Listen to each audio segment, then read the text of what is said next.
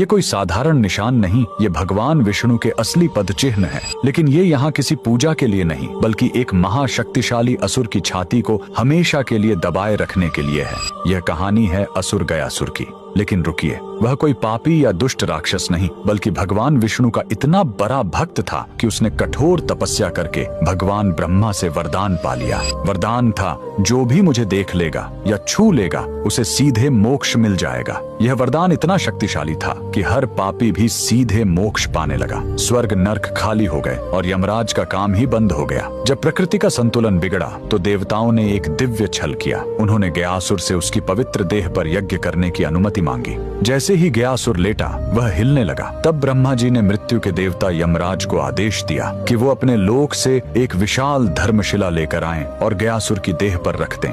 लेकिन गयासुर फिर भी हिलता रहा।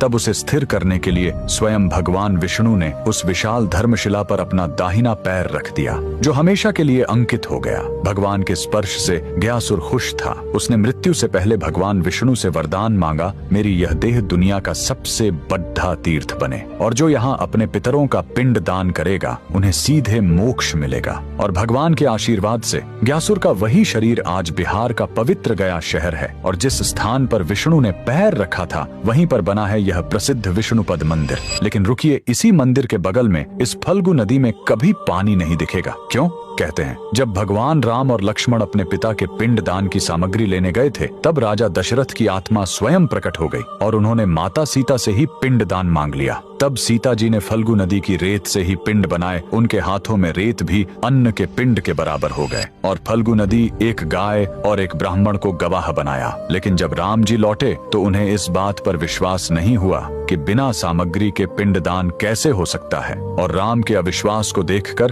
तीनों गवाह डर गए और झूठ बोल गए। तब क्रोधित होकर सीता जी ने तीनों को श्राप दे दिया और फल्गु नदी को श्राप मिला कि तुम हमेशा सतह के नीचे ही बहोगी। कमेंट में जय श्री विष्णु जरूर लिखें।